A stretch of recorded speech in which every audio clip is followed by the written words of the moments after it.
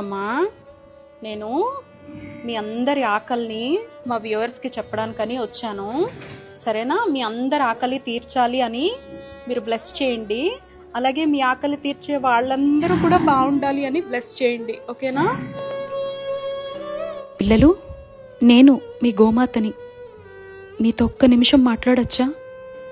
మేమిక్కడ 8,000 మంది ఉంటున్నాం.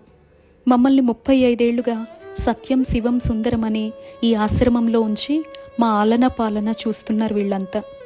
మేమంతా రోజుకొకసారి కడుపు నిండా తినాలంటే 3 లక్షలు ఖర్చు అవుతుందిట. మీ అందరికీ అర్థమయ్యేలా చెప్పాలంటే ఒక్కరం తినాలంటే 40 రూపాయలు.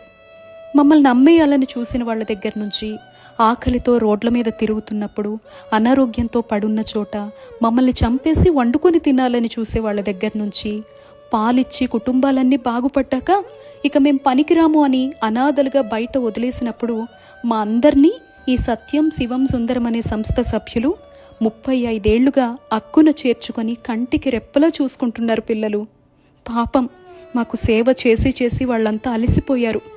85 ఏళ్లకు పైగా వయస్సు పైబడ్డారు. మా ఆహారం కోసం వాళ్ళ రక్తాల్ని జీవితాల్ని ధారపోసి దాతల్ని ఎంత వెతికి పెట్టినా ప్రస్తుతం అయితే కష్టంగానే ఉంది పరిస్థితి.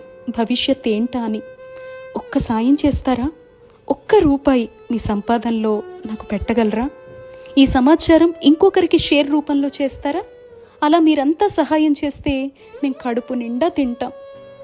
బాగా ఆకలేస్తోంది మిత్రమా. ఊరికే ఏం కాదులే, నన్ను సకల దేవతా స్వరూపం, 3,000,000 దేవతల నిలయమని పూజలు అభిషేకాలు అక్కడ కనపడే రాయిపై కుమ్మరిస్తూ ఉంటారు కదా. ఇక్కడ మేము ప్రాణంతో ఉండి ఆకలితో అలమటించిపోతున్నాం.